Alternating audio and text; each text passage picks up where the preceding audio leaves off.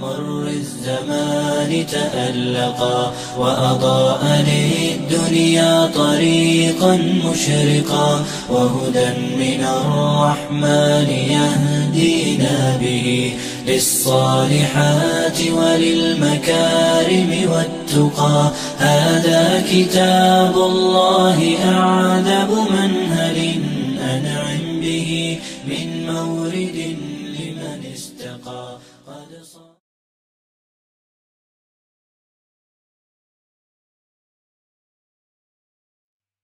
آیت نمبر 87 سے اب ایک نئے پارے کا بھی آغاز ہو رہا ہے، یعنی 7ویں پارے کا، اور اس میں کچھ مزید احکامات ہیں۔ 87 سے لے کے پھر 109 جو آیات ہیں ان کے اندر کچھ مزید احکامات کا ذکر ہے۔ اللہ فرماتے ہیں یا ایھا الذین آمنوا لا تحرموا طیبات ما احل اللہ لکم ولا تعتدوا، دیکھو اے ایمان والو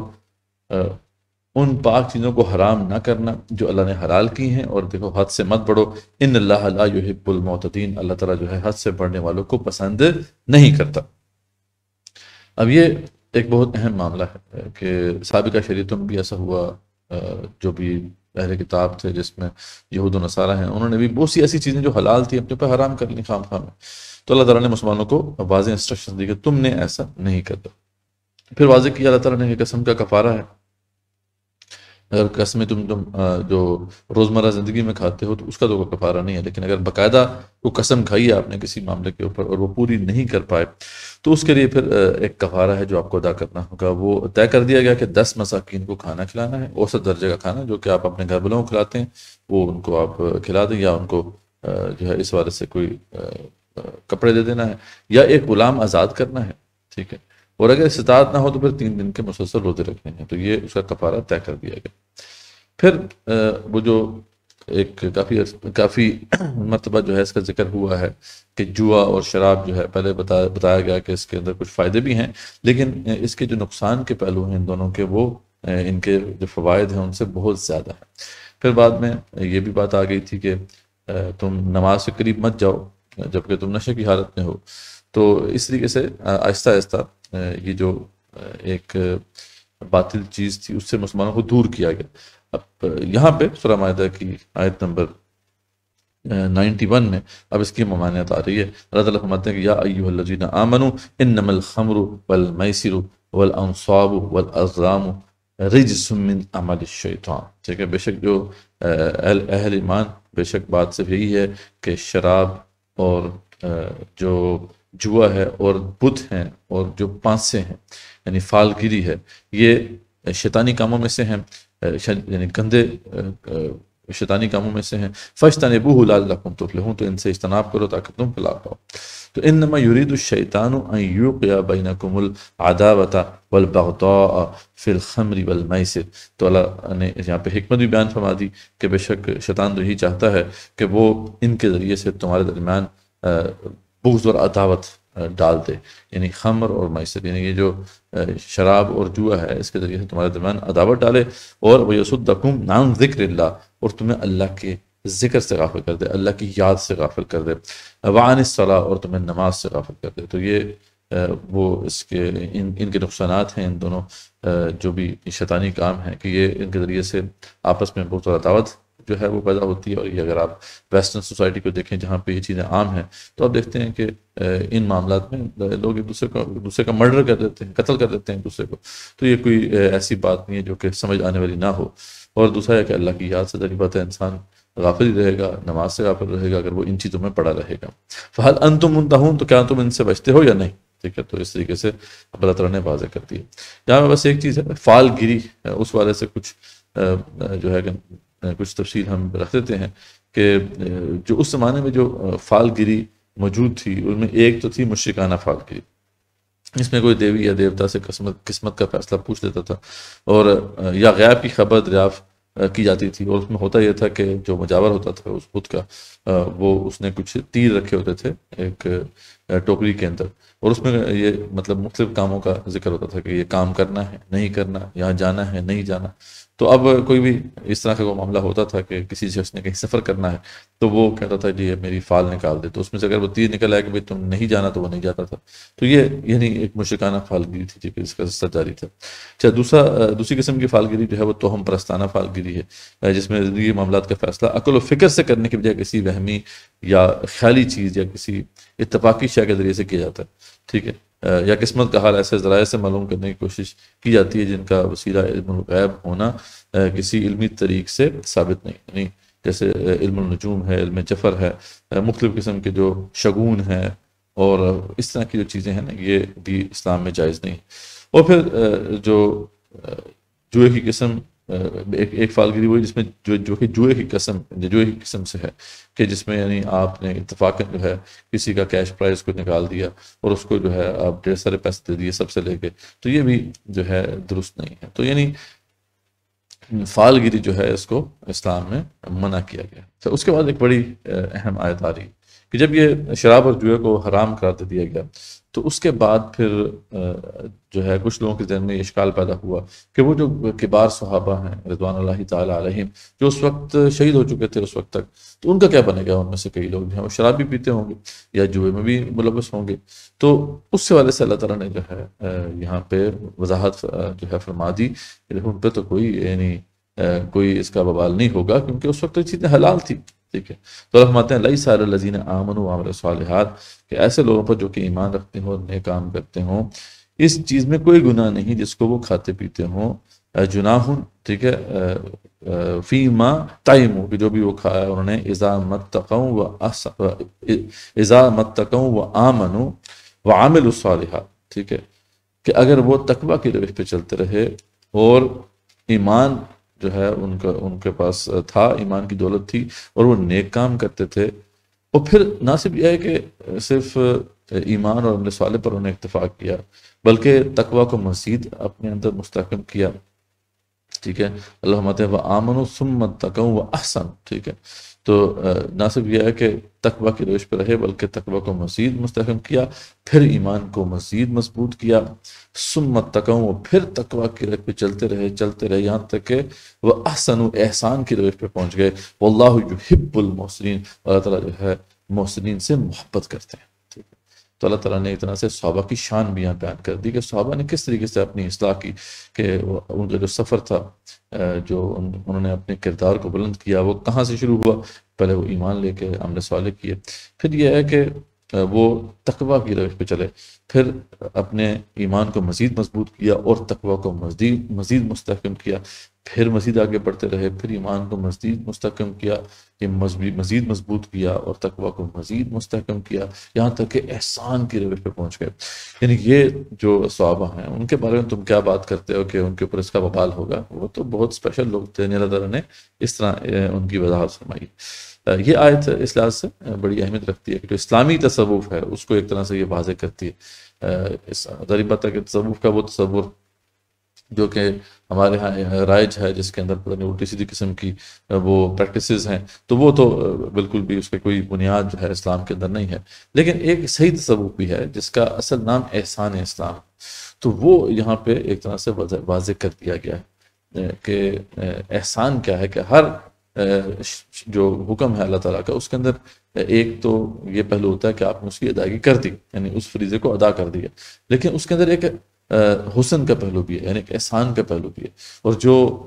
اس طریقے سے اللہ کے حکم کو بجا لائے گا تو اللہ تعالیٰ اس کو خاص پھر اجر دیں گے۔ جیسے قصاص کا معاملہ ہے، اگر کوئی جو ہے شخص ہے اسے قتل کر دیا گیا تو مقتول کے جو ورثاء ہیں وہ چاہیں تو بدلہ لیں، اس قاتل کو قتل کروا دیں، یا پھر یہ ہے کہ جو ہے خون بہا لے کے اسے چھوڑ دیں، تو یہ احسان کا پہلو ہے، ٹھیک ہے، جو اللہ تعالیٰ نے رکھا ہوا ہے۔ اس طرح ہم جب نماز پڑھتے ہیں تو اس میں فرائض بھی ہیں، نوافل بھی ہیں، اگر ہم صرف فرض پڑھ لیں تو یہ بھی کافی ہیں، لیکن اگر ہم نوافل بھی پڑھتے ہیں تو یہ احسان کا پہلو ہو گیا، تہجد بھی پڑھتے ہیں تو پھر یہ احسان کا پہلو ہو گیا۔ تو ہر حکم کے اندر احسان کا ایک پہلو موجود ہے، اور اللہ تعالیٰ خاص طور پہ جو ہے محسنین سے محبت کرتے ہیں۔ اس طریقے سے کسی شخص نے آپ کو کوئی نقصان پہنچایا ہے، کسی مسلمان بھائی سے جو غلطی ہو گئی ہے، تو عدل تو یہی ہے کہ آپ اس کا بدلہ لیں، لیکن اگر آپ اس کو معافی کر دیتے ہیں تو پھر یہ احسان ہے۔ تو احسان کے جو ہیں مواقع آپ کو ملتے رہتے ہیں. تو یہ بہت کم لوگ ہوتے ہیں جو اس مقام پہ فائز ہوتے ہیں. اس کے لیے بڑی محنت کرنی پڑتی ہے، جیسا کہ یہاں پہ پورا ایک پاس بتایا گیا. پہلے تو ایمان آپ لے کر آئیں گے اور پھر عمل صالح کریں گے، پھر ایمان کو بھی مضبوط کرنا ہے آپ نے، تقویٰ کی روش پہ جو ہے آپ نے آگے بڑھنا ہے. اب تقویٰ تو ایک بڑا مشکل کام ہے کہ تقویٰ کیا ہے کہ اپنے آپ کو، اپنے دامن کو بچا کے رکھنا گناہوں سے، اللہ کی ناراضگی سے بچا کے رکھنا. تو یہ تو ایک ایسی کیفیت ہے کہ جس پہ اپنے آپ کو آپ پریکٹس کرنی پڑے گی آپ کو کہ آپ ہر آن جو ہے اسی کیفیت میں رہیں. اور پھر اس طرح انسان آگے بڑھتا جاتا ہے، ایمان بھی اس کا بڑھتا جاتا ہے، تقوی میں بھی وہ مزید آگے جاتا رہتا ہے. اچھا، ہر حکم کے اندر آپ کو پتا ہے کہ تقوی کا پہلو بھی ہوتا ہے. ہم کہتے ہیں نا، اکثر آپ نے سنا ہوگا کہ ایک یہ فتوے کا تقاضا ہے اور یہ تقوی کا تقاضا ہے. ایک یہ ہے کہ شریعت میں حلال کیا ہے، حرام کیا ہے. ٹھیک ہے، اب اس میں حرام ڈیفائن ہو جاتا ہے کہ بھی یہ چیز حرام ہے، اس سے آگے آپ نہیں جا سکتے، یہ باؤنڈری. لیکن ایک ہے کہ ان باؤنڈریز سے بھی سیف ڈسٹینس پہ ہم رہیں. ٹھیک، کیونکہ باؤنڈری پہ اگر ہم رہیں گے تو عین ممکن ہے کہ کسی بھی لمحے جو ہے اسے کراس کر دیں گے. اس سے اگر سیف ڈسٹینس پہ رہیں گے تو زیادہ جو ہے بچاؤ ہوگا. یہ تقویٰ کی روش ہے. ٹھیک ہے، تو وہی بات ہے کہ تقویٰ جو ہے وہ ایک بڑا اہم جو ہے پرنسپل ہے اسلام کا. اور پھر اس کے بعد اگلا سٹیپ ہوتا ہے احسان کا، اور وہ میں نے بتایا آپ کو کہ وہ بہت کم لوگ ہیں جو اس مقام پہ جو ہے پہنچ سکتے ہیں. صحابہ کرام کا معاملہ یہ تھا رضوان اللہ تعالیٰ علیہم کہ وہ اس مقام پر فائز ہوئے تھے، اور اللہ تعالیٰ نے یہاں پہ ان کی تحسین فرمائی. وہ حدیث بھی اپنے ذہن میں رکھیں کہ احسان کیا ہے کہ الاحسان ان تعبد اللہ کأنک تراہ، کہ احسان یہ ہے کہ تم اللہ کی ایسے بندگی کرو جیسے کہ تم اسے دیکھ رہے. اور ساتھ یہ بھی اس حدیث میں آتا ہے، حدیث جبرائیل ہے، بڑی مشہور ہے، جس میں ذکر ہے کہ اگر ایسی بات نہیں ہے تو یہ تو کم سے کم تم اپنے ذہن میں رکھو کہ اللہ تو تمہیں دیکھ رہا ہے.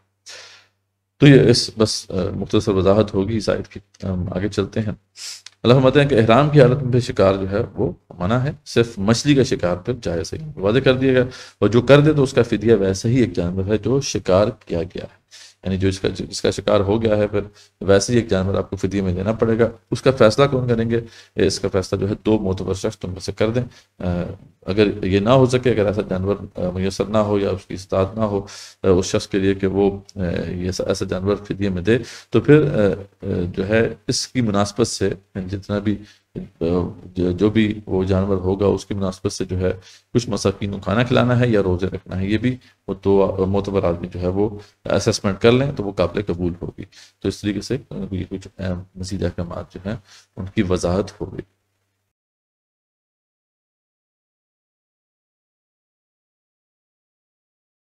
اس کے بعد اللہ تعالیٰ یہ واضح فرماتے ہیں، دیکھو کعبہ یہ حرام مہینے، حرم میں قربان کیے جانے والے جانور، قربانی کے لیے مقرر کیے گئے جانور، یہ سب جو مختلف چیزیں ہیں، یہ سب چیزیں لوگوں کے فائدے کے لیے قیام للناس. ٹھیک ہے، تو یہ بڑا ایک اہم معاملہ یہاں پہ واضح کیا گیا ہے کہ اس میں لوگوں کا فائدہ ہی فائدہ ہے. یعنی خانہ کعبہ اور اس سے جو منسلک جو بھی دیگر جو عبادات ہیں یا پھر حرام مہینے یا اس حرم کی جو اپنی سینکٹی ہے، اس سے لوگوں کو فائدہ ہی ہے. اب یہ ہم سب جانتے ہیں کہ جو حرم ہے اس کا یہ فائدہ ہے کہ جب یہاں پہ قتل و غارت کا بازار گرم تھا زمانہ جاہلیت میں، اس وقت بھی جو بھی مسجد حرام کے آس پاس آ جاتا تھا یا اس کی حدود میں آ جاتا تھا اس کو امان نصیب ہوتی تھی. تو اس لحاظ سے بھی لوگوں کا فائدہ تھا اس کے اندر. یعنی دنیاوی لحاظ سے بھی دیکھیں تو بہت سے فائدے ہیں. یہاں پہ حج واقع ہوتا تھا، آج بھی ہوتا ہے، اس وجہ سے پھر ایک بڑی تجارت کا مرکز یہ رہا ہے اور آج بھی ہے. اور پھر دنیا جہان جو بھی آسائشیں ہیں، پھل ہیں، فروٹ ہیں، اور جو بھی فائدے کی چیزیں ہیں انسانوں کی، وہ وہاں پر کثرت سے جو ہے آپ کو ملتی ہیں. یہ اس کا فائدہ ہے. پھر ہم دیکھتے ہیں کہ اگر روحانی لحاظ سے دیکھا جائے، دینی لحاظ سے دیکھا جائے، تب بھی جو ہے یہ ایک مرکزی اس کی حیثیت ہے. حج اور عمرہ جو ہیں، یہ جو دو عبادت ہیں، یہ تو ہم نے کرنی ہی وہاں پہ جا کے ہیں. جبکہ نماز جو ہے اس کا تعلق اس سے اس طرح سے ہے کہ نماز کو ہم قبلہ رخ ہو کے جو ہے ادا کرتے ہیں. تو یہ سب ہی یہاں مراد ہو سکتے ہیں. اور پھر سب سے بڑھ کر یہ کہ نبی آخر الزمان صلی اللہ علیہ وسلم نے جو توحید کی دعوت جو ہے پوری دنیا میں پھیلائی، اس کا مرکز بھی یہی جگہ، یہی جو ہے مسجد حرام رہی. تو یہ سب باتیں ہی یہاں پہ جمع ہو جاتی ہیں کہ یہ لوگوں کے فائدے کی ہیں یہ چیزیں، اور اس کا تعلق جو ہے وہ حرم کعبہ سے ہے. تو اس کا ذکر ہو گیا. پھر اللہ فرماتے ہیں یقین جانو کہ اللہ تعالیٰ سزا بھی سخت دینے والا ہے اور اللہ تعالیٰ بڑی مغفرت اور بڑی رحمت والا بھی ہے. یہ دونوں پہلو جو ہے سامنے رہنے چاہیے. پھر ارشاد ہوا کہ رسول اکرم صلی اللہ علیہ وسلم کی ذمہ تو صرف پہنچانا ہے اور اللہ تعالیٰ سب جانتا ہے جو کچھ تم ظاہر کرتے ہو جو کچھ پوشیدہ رکھتے ہو، اس لیے ہوشیار رہو. آپ فرما دیجیے اللہ فرماتے ہیں کہ ناپاک اور پاک برابر نہیں ہوں گے کبھی بھی. گو کہ آپ کو ناپاکی کی کثرت بھلی لگتی ہو تب بھی جو ہے ناپاک اور پاک دونوں برابر نہیں ہو سکتے. اللہ تعالیٰ سے ڈرتے رہو اے عقل مندو تاکہ تم کامیاب ہو. پھر اللہ فرماتے ہیں کہ ایمان والو ایسی باتیں مت پوچھو کہ اگر تم پر ظاہر کر دی جائیں تو تمہیں ناگوار ہوں، اور اگر تم زمانہ نزول قرآن میں ان باتوں کو پوچھو گے تو تم پر ظاہر کر دی جائیں گی. سوالات گزشتہ جو ہے اللہ تعالیٰ نے معاف کر دیے ہیں، یعنی اب سوال آپ نے مزید نہیں پوچھنے. وہ جو پہلے سوالات پوچھے گئے وہ اللہ تعالیٰ نے معاف کر دیا ان کو. اللہ بڑی مغفرت والا اور بڑے علم والا ہے. یہ ایک خاص معاملہ تھا جب خاص طور پہ رسول اکرم صلی اللہ علیہ وسلم پر وحی آ رہی تھی اور احکامات جو ہے وہ طے ہو رہے تھے، تو اس وقت جو ہے اس کی مانعت تھی. صحیح مسلم کے اندر یہ روایت موجود ہے کہ ایک دفعہ آپ صلی اللہ علیہ وسلم نے جب حج فرض ہو گیا تو اس کا اعلان فرمایا کہ اللہ تعالیٰ نے تم پر حج فرض کر دیا ہے. تو ایک شخص نے پھر سوال کیا کہ کیا ہر سال فرض ہے؟ جب آپ صلی اللہ علیہ وسلم خاموش رہے. اس نے 3 مرتبہ جب یہ سوال دہرایا پھر آپ صلی اللہ علیہ وسلم نے فرمایا کہ اگر میں ہاں کہہ دیتا تو حج ہر سال فرض ہو جاتا، اور اگر ایسا ہو جاتا تو ہر سال حج کرنا تمہارے لیے ممکن نہ ہوتا. تو اس لیے زیادہ سوال کرنے سے منع کیا گیا. ایک اور حدیث جو حدیث صحیح مسلم کی ہے اور ایک اور حدیث جو صحیح بخاری میں ہے اس کے اندر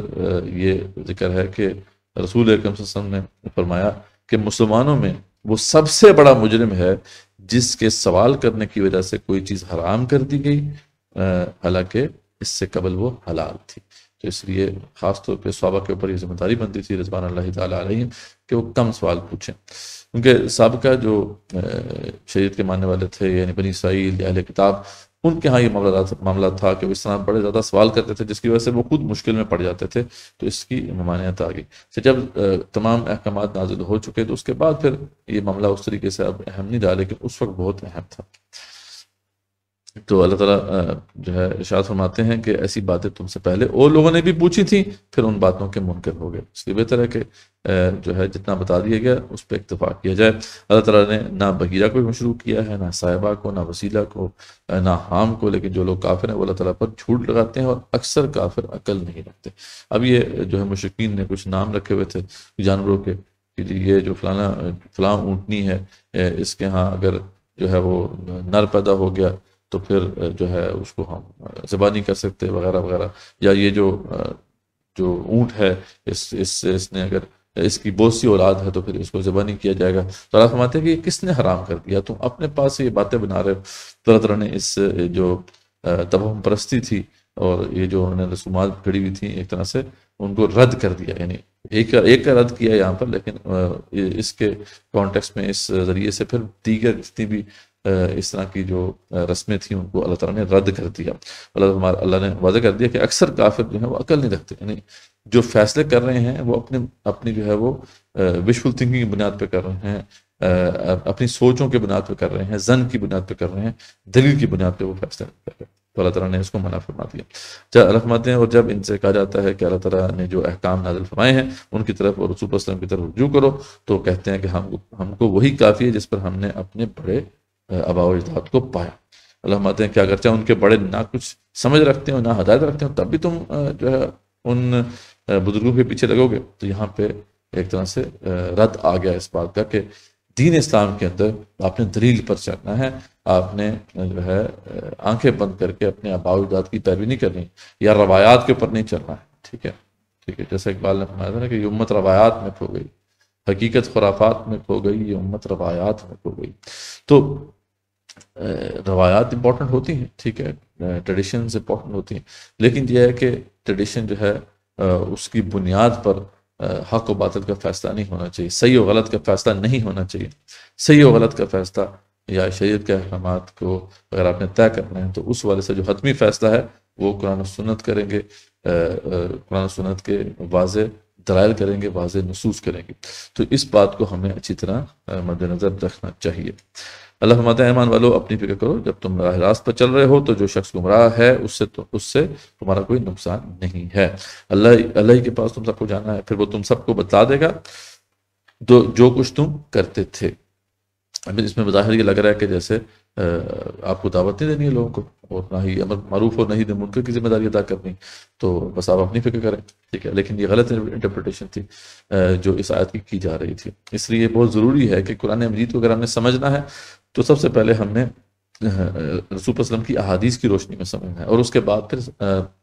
جو صحابہ ہیں رضوان اللہ تعالیٰ علیہم ان کے اقوال کی روشنی میں ہم نے اس کو سمجھنا ہے، کیونکہ وہ زیادہ بہتر اس قرآن کو سمجھتے تھے. اس حوالے سے جب یہ مس انڈرسٹینڈنگ پیدا ہوئی تو اس وقت ابو بکر صدیق رضی اللہ عنہ جو ہے موجود تھے. ان کو جب معلوم ہوا تو آپ رضی اللہ عنہ نے آ کے پھر ایک خطبہ دیا اور واضح فرمایا کہ دیکھو تم اس کا غلط مطلب لے رہے ہو، اگر تم امر بالمعروف و نہی عن المنکر کرنا چھوڑ دو گے تو پھر تم پر عذاب کے کوڑے برسیں گے، اور تم دعائیں مانگو گے اور وہ قبول نہیں ہوگی. اس لیے یہ مطلب نہیں ہے یہاں پر. یہاں مطلب صرف اتنا ہے کہ اگر آپ نے اپنے بھائی کو سمجھا دیا یا کسی منکر کو دیکھا اس کو روکنے کی کوشش کر دی، تو اس کے بعد بھی اگر وہ نہیں مانتا، وہ شخص آپ کی بات کو، حق بات کو وہ تسلیم نہیں کرتا، تو پھر آپ کے اوپر اس کا کوئی وبال نہیں ہوگا. بس یہ بات کی جا رہی ہے، یہ نہیں کہا جا رہا کہ آپ دعوت کو بھی چھوڑ دیں گے اور امر بالمعروف و نہی عن المنکر دونوں کو جو ہے ترک کر دیں گے. اس کے بعد اللہ تعالیٰ نے واضح کر دیا کہ موت کے وقت جو ہے وصیت پر 2 گواہ لازمی ہونے چاہیے، چاہے رشتہ داروں میں سے ہوں یا غیروں میں سے ہوں، لیکن ہوں دیندار تو 2 گواہ اس کے اوپر ضرور ہونے چاہیے جب بھی کوئی شخص وصیت کرنا چاہتا ہے. اچھا، اب یہاں پہ ایک پریکٹیکل مسئلہ اس زمانے میں پیش آیا کہ اگر جو گواہ ہیں ٹھیک ان پر شک ہو جائے، جو بھی شخص فوت ہو گیا ہے اس کے ورثاء کو، تو پھر کیا کیا جائے؟ ٹھیک ہے، ورثاء کہہ رہے ہیں کہ جی ہم تو ان گواہوں کے اوپر ٹرسٹ نہیں کرتے کہ وصیت یہی لکھی گئی تھی. تو اس صورت میں یہ ایک راستہ اللہ تعالیٰ نے بتایا کہ اگر گواہوں پر ورثاء کو شک ہو گیا ہے تو وہ جو قریب کی مسجد لگتی ہے اس میں وہ نماز کے بعد سب کے سامنے قسمیں کھائیں کہ ہم جو ہے جھوٹ نہیں بول رہے، نہیں بول چکے گواہ ہیں. تو اس کے باوجود اگر جو ورثاء ہیں ان کو شک ہے تو پھر یہ ورثاء کے اوپر آ جاتا ہے کہ وہ پھر جو ہے اس پہ قسمیں کھائیں، یا 2 لوگ جو ہیں وہ جو ورثاء ہیں یا اس کے قریبی رشتہ دار ہیں ان میں سے کھڑے ہوں اور وہ بھی قسمیں کھائیں کہ جو یہ بات ہے یہ درست نہیں ہے، یعنی جو یہ گواہ ہیں یہ درست نہیں کہہ رہے، اور جو ہے یہ بات اس طریقے سے نہیں ہے جیسے کہ انہوں نے پیش کی ہے. اور اس ضمن میں پھر جو ہے انویسٹیگیشن کھل جائے گی، اور اگر دیگر دلائل بھی مل جاتے ہیں، دیگر شواہدات مل جاتے ہیں، تو پھر جو ہے ورثاء کا یہ حق ہے کہ ان کو پھر یہ جو مال ہے جو بھی ہے جو اثاثہ ہے وہ ٹرانسفر ہو جائے گا. ٹھیک ہے، تو یہ ایک اللہ تعالیٰ نے راستہ نکالا کہ اگر گواہوں کے اوپر شک ہو جائے ورثاء کو تو پھر کیا کیا جائے. تو یہ سارا پروسیس جو ہے یہاں پہ بتا دیا گیا. اس کانٹیکس میں ایک تفصیلی واقعہ بھی ہے جو اس زمانے میں پیش آیا تھا کہ ایک مسلمان تھا، وہ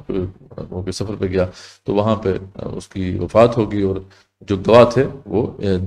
عیسائی تھے. تو خیر ان پہ شک ہوا تو ایک اس طریقے سے اس کی بھی سیٹلمنٹ کی گئی. ٹھیک ہے، تو یہ اب ایک طرح سے جو ہے ہم نے آیت نمبر 108 تک کمپلیٹ کر لیا ہے. اب ہم آگے چلتے ہیں.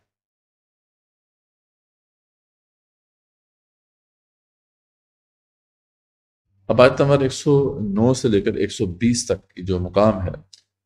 یہ بڑا اہم ہے، اس لحاظ سے کہ اس میں سب سے پہلے تو روز محشر ایک جو باز پرس ہونی ہے انبیاء رسول علیہ السلام سے،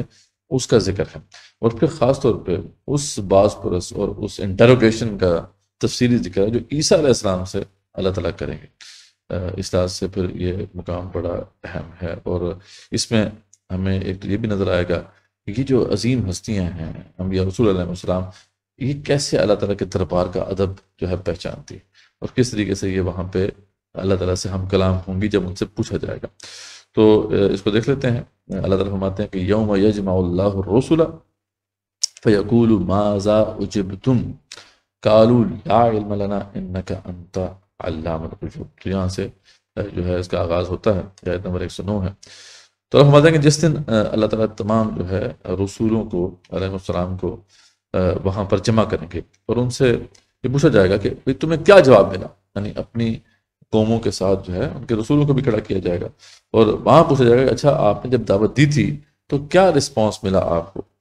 تو وہ اللہ کے دربار کا خیال رکھتے ہوئے کہیں گے قالوا لا علم لنا، وہ کہیں گے کہ یا اللہ ہمیں تو کوئی علم نہیں ہے اس کا، انک انت علام الغیوب، تو ہی جو ہے غیب کی باتوں کو جاننے والا ہے۔ اس کے بعد پھر جو ہے یہ بات اس طرح سے تفصیل اس کی آگے بڑھتی ہے کہ اللہ تعالیٰ عیسیٰ علیہ السلام کا ذکر کرتے ہیں کہ اللہ تعالیٰ نے جو بھی ان کے اوپر انعامات کیے ہیں ان کا اللہ تعالیٰ ذکر فرمائیں گے روز محشر، جب عیسیٰ علیہ السلام سے کہا جائے گا کہ یاد کرو جو میری نعمت تم پر اور تمہاری ماں یعنی مریم علیہ السلام پر ہوئی تھی، اور جب میں نے روح القدس سے تمہاری مدد کی تھی، تو اللہ تعالیٰ اس طریقے سے جو ہے ان سے بات کا آغاز کریں گے۔ پہلے ان پر ہونے والی جو بلیسنگز ہیں یا ان کو اللہ تعالیٰ نے جو انعامات دیے ان کا اللہ تعالیٰ ذکر فرمائیں گے۔ تم لوگوں سے کلام کرتے تھے ماں کی گود میں بھی، جب بڑے ہوئے اس وقت بھی، اور میں نے اللہ فرماتے ہیں تمہیں کتاب اور حکمت اور تورات اور انجیل سکھائی تھی، اور جب تم میرے اذن سے معجزات دکھایا کرتے تھے، ٹھیک۔ اور جب اللہ تعالیٰ فرماتے ہیں حواریوں کے دل میں ہم نے یہ ڈالا تھا کہ وہ تم پر ایمان لے کر آئیں، تمہیں سپورٹ کریں، یہ بھی میرا کرم تھا۔ اور پھر وہ واقعہ بھی یاد کرو، ٹھیک ہے، کہ جب حواریوں نے آسمان سے ایک دسترخوان کے اترنے کی فرمائش کی تھی۔ یہ بڑا اہم واقعہ ہے کہ ایک وقت میں آ کے حواریوں نے یہ فرمائش کی تھی کہ آپ اللہ تعالیٰ سے دعا کریں کہ اللہ تعالیٰ آسمان سے ایک دسترخوان ہمارے لیے نازل کرتا ہے۔ تو اس پہ خیر اس طرح کا سوال کرنا بڑا عجیب تھا، کیونکہ عیسیٰ علیہ السلام کے جو معجزات اللہ تعالیٰ نے عطا کیے تھے وہ تو بہت بڑے بڑے معجزات تھے، یعنی وہ مردے تک کو زندہ کر دیتے تھے، ٹھیک ہے، مورتی کے اندر پھونک مارتے تھے اللہ کے اذن سے تو وہ زندہ ہو جاتی تھی۔ یعنی ایسے معجزات دیکھنے کے بعد، ایسے دلائل دیکھنے کے بعد بھی ان کا یہ مطالبہ کرنا یہ کوئی درست بات تو نہیں تھی۔ لیکن بہرحال جب انہوں نے عیسیٰ علیہ السلام سے ریکویسٹ کی تو عیسیٰ علیہ السلام نے پھر اللہ تعالیٰ سے پھر اس کا ذکر کیا۔ تو اللہ فرماتے ہیں کہ قال عیسیٰ ابن مریم، کہ جب عیسیٰ ابن مریم علیہ السلام نے ہم سے یہ کہا کہ اللہم ربنا انزل علینا مائدۃ من السماء، کہ اللہ تعالیٰ ہمارے لیے آسمان سے ایک دسترخوان نازل کر دے، تکون لنا عیدا لاولنا وآخرنا، تاکہ یہ ایک خوشی کی بات ہو جائے ہمارے پچھلوں کے لیے بھی اور پہلے والوں کے لیے بھی اور بعد کے آنے والے لوگوں کے لیے بھی، وآیۃ منک، اور تیری طرف سے ایک واضح نشانی ہو جائے۔ اچھا، اور پھر اس کے بعد ذکر آتا ہے کہ برزقنا وانت خیر الرازقین، ہم پہ رزق عطا فرما، ہمیں رزق عطا فرما، تو سب سے بہتر رزق عطا کرنے والا ہے۔ تو یہ جب انہوں نے دعا کی تو اللہ کے پھر جواب آیا، وہ بہت اعتبارات سے جو ہے ایک اہم جواب ہے، کیونکہ اس سے قرآن کا ایک بہت بڑا جو مضمون ہے وہ ایک طرح سے کنکلوڈ ہوتا ہے۔ تو اللہ کا جواب آیا قال اللہ انی منزلها علیکم، اللہ نے کہا ٹھیک ہے میں پھر جو ہے اس کو نازل کرنے والا ہوں تمہارے اوپر، لیکن فمن یکفر بعد منکم، اس کے بعد بھی کسی نے کفر کیا، فانی اعذبہ عذابا لا اعذبہ احدا من العالمین، تو اس کے بعد بھی کسی نے کفر کیا اگر، تو پھر میں اس کو ایسا عذاب دوں گا جو میں نے اس سے پہلے جہان میں کسی کو بھی جو ہے نہیں جس کا مزہ چکھایا ہوگا، ایسا عذاب پھر اس کے اوپر آئے۔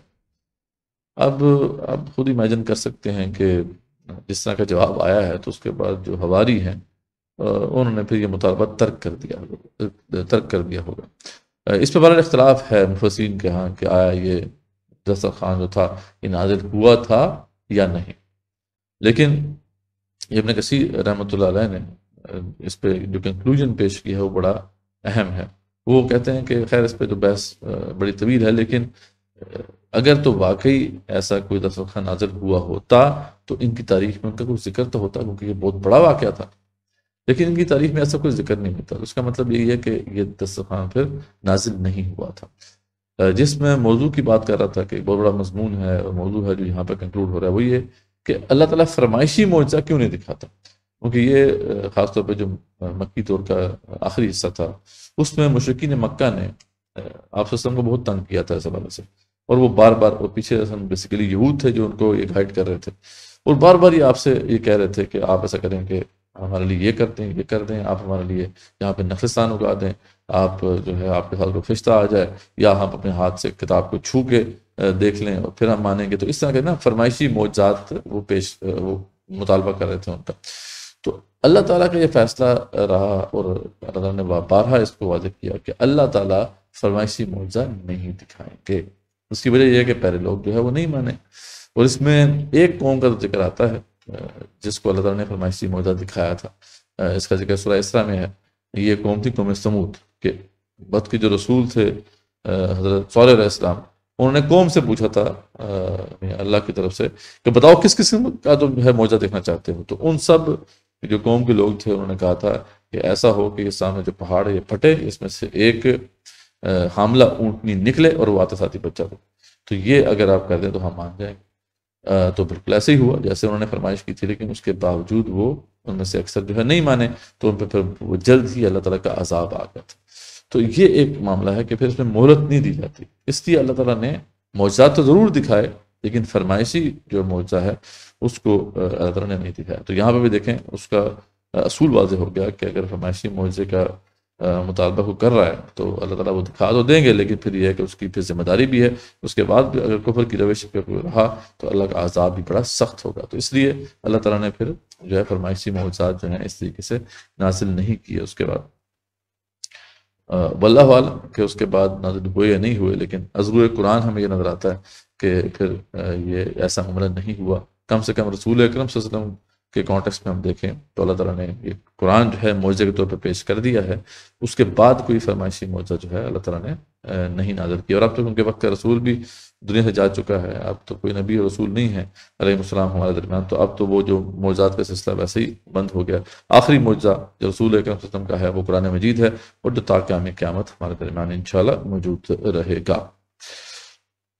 اچھا، اب اس کے بعد وہ ذکر آ رہا ہے، بڑا ایک خوبصورت مقام ہے جس میں اللہ فرماتے ہیں وَإِذْ قَالَ اللَّهُ يَا عِيسَى ابْنَ مَرْيَمَ، جب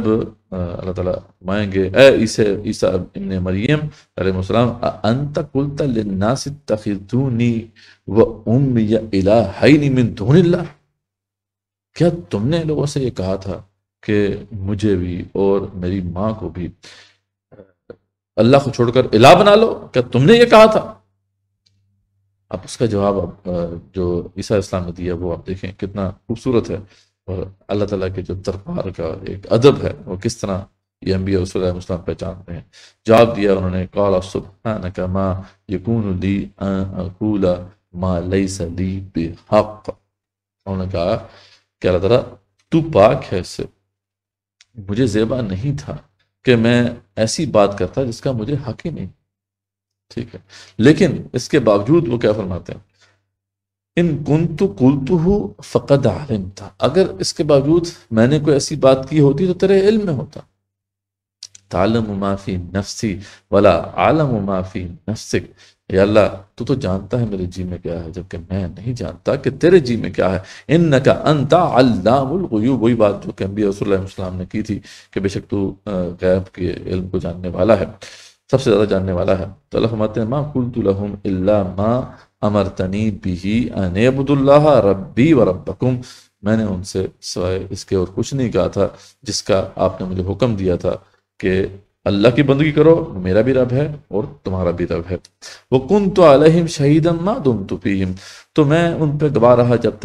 تک کہ میں ان کے مابین رہا۔ فَلَمَّا تَوَفَّيْتَنِي، لیکن جب آپ نے مجھے اوپر اٹھا لیا، كُنْتَ أَنْتَ الرَّقِيبَ عَلَيْهِمْ، تو پھر اس کے بعد آپ ہی ان کے اوپر جو ہے وہ ذمہ دار تھے۔ وَأَنْتَ عَلَى كُلِّ شَيْءٍ شَهِيدٌ، اور آپ ہر چیز پر گواہ ہیں، ٹھیک ہے۔ تو یہ سارا کیس ہے جو میں نے پریزنٹ کیا ہے، عیسیٰ علیہ السلام فرماتے ہیں۔ اور اس کے بعد پھر بڑے خوبصورت انداز میں اپنی قوم کے لیے اللہ تعالیٰ سے دعا بھی کر دی۔ ہر نبی، ہر رسول جو ہے علیہ السلام کو اپنی قوم کا خیر خواہ ہوتا ہے، تو عیسیٰ علیہ السلام بھی اپنے جو قوم کے خیر خواہ تھے، انہوں نے دعا کی کہ ان تعذبہم فانہم عبادک، اے اللہ تعالیٰ اگر تو ان کو عذاب دینا چاہتا ہے تو یہ تیرے ہی بندے، ٹھیک ہے۔ وَإِن تَغْفِرْ لَهُمْ، اگر تو ان کو بخشی دے، فَإِنَّكَ أَنْتَ الْعَزِيزُ الْحَكِيمُ، تو اس پر پوری طرح قدرت بھی رکھتا ہے لیکن تو پوری طرح واعظ بھی ہے، حکیم بھی ہے۔ یعنی ٹھیک ہے، یہ بھی بتا دیا گیا کہ اللہ تعالیٰ تو قدرت رکھتا ہے تو ان کو معاف کر دے، لیکن جو بھی تیری حکمت میں چیز بہتر ہے وہی تو کرے گا، ظاہری بات ہے، جو تیرے علم اور حکمت کے مطابق درست ہے وہی تو نے کرنا ہے۔ لیکن یہ ہے کہ ایک ریکویسٹ کر دی کہ اپنی قوم کے والد سے کہ اللہ تعالیٰ ان کے ساتھ کوئی اچھا معاملہ کرنا، اگر تو عذاب دیتا ہے تو تیرے ہی بندے، تو بخشی دے تو اس پر قدرت رکھتا ہے، بہرحال تو حکیم بھی ہے۔ یہ مقام اتنا خوبصورت ہے کہ کوئی بھی شخص جو ہے اس کو مس نہیں کر سکتا ہے، یہ اچانک جو ہے اٹریکٹ کرتا ہے قاری کو۔ اس لیے رسول اکرم صلی اللہ علیہ وسلم کے والد سے بھی ایک روایت موجود ہے مسند احمد میں کہ ایک دفعہ آپ صلی اللہ علیہ وسلم نے بھی ایک پوری رات تہجد میں انہی دو آیات کو بار بار اسی آیت کو بار بار پڑھ کے گزارے، اپنی قوم کے لیے وہ دعا کرتے رہے۔ اور ہمیں پتہ ہے کہ رسول اکرم صلی اللہ علیہ وسلم نے بھی امت مسلمہ کے لیے دعا کرنی ہے، شفاعت کے لیے جب وہ کھڑے ہوں گے، امتی امتی جو ہے وہ پکاریں گے، تو نبی اپنی امت کا خیر خواہ ہی ہوتا۔ اس کے بعد پھر اللہ فرماتے ہیں قال اللہ ھذا یوم ینفع الصادقین صدقہم، تو اس دن جو ہے اللہ تعالیٰ فرماتے ہیں کہ یہ وہ دن ہوگا جس دن جو ہے سچوں کو ان کی سچائی فائدہ دے گی۔ لہم جنات تجری من تحت الانہار، ان کے لیے باغات ہیں جن کے نیچے نہریں بہتی ہیں، خالدین فیہا، آبادہ رہیں گے وہ ہمیشہ ہمیشہ وہاں پر، رضی اللہ عنہم ورضوا عنہ، وہ جو ہے اللہ تعالیٰ ان سے راضی اور وہ اللہ تعالیٰ سے راضی۔ ذالک الفوز العظیم، یہ عظیم کامیابی ہے۔ للہ ملک السماوات والارض، اور یہ کبھی نہ بھولنا کہ زمین و آسمان، وما فیہن، اور جو بھی ان کے مابین ہے، اس کی ملکیت اللہ تعالیٰ ہی کی ہے۔ وہو علی کل شیء قدیر، اور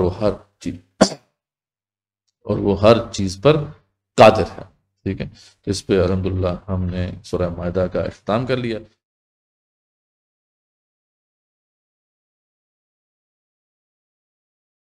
اعوذ باللہ من الشیطان الرجیم، بسم اللہ الرحمن الرحیم۔ الحمد للہ الذی خلق السماوات والارض وجعل الظلمات والنور ثم الذین کفروا بربہم یعدلون، صدق اللہ العظیم۔ آج ہم